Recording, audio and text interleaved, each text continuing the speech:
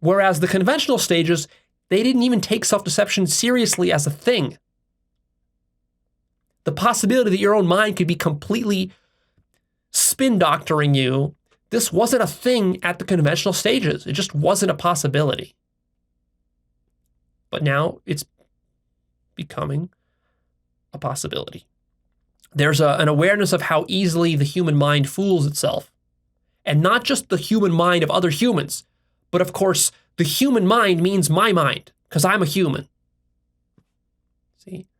So while at the conventional stages, of course, people will admit that people fool themselves.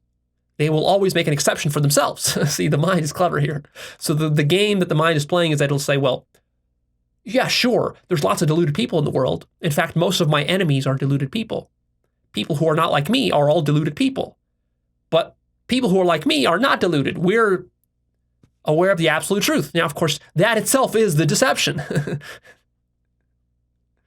As you come to realize at the higher stages. So if other people are so easily fooled, what are the chances that you are one of those people fooling yourself, thinking that you're an exception to this trend that everybody is so easily fooled? So now this comes into awareness, and self-deception and cultural bias become the greatest dangers now.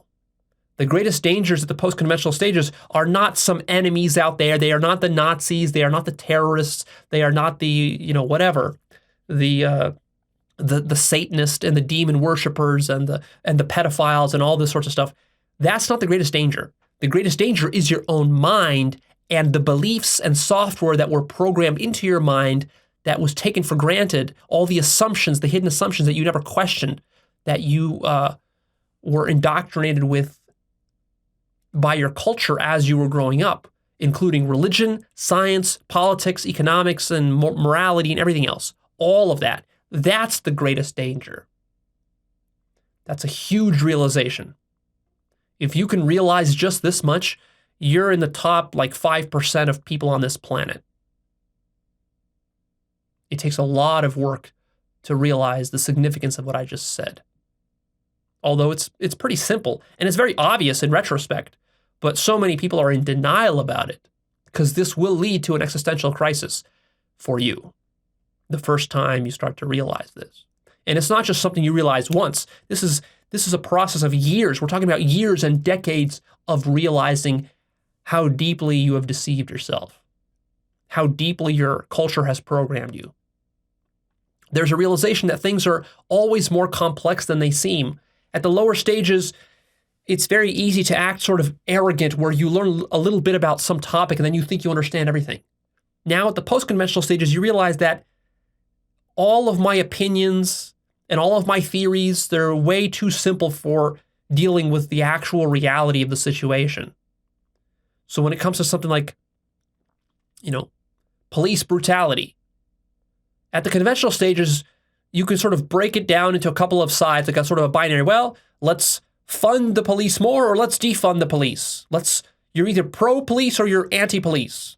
Sort of this sort of stupid binary. But at the post-conventional stages, you realize, wait a minute, it's much more complex than that. There's not a pro-police, anti-police.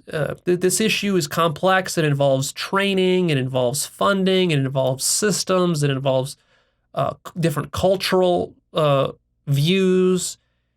It involves morality. It involves politics. It involves all this sorts of stuff. And there's no clear, easy answer to the issue of how do you improve the police.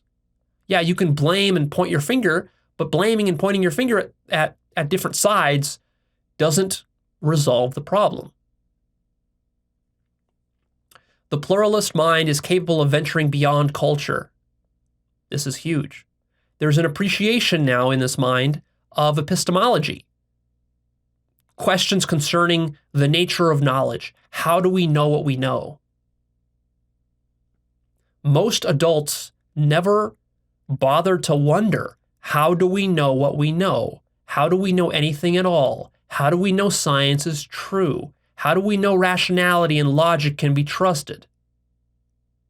How do we know we can trust religion? How do we know we can trust spirituality or anything from the New Age? How do we know anything? How do we even know that we exist? For conventionally minded people, these questions seem silly and abstract and stupid. Once you get into the post-conventional, you realize how important these questions are. In fact, you realize that these are the most important questions that you should be asking.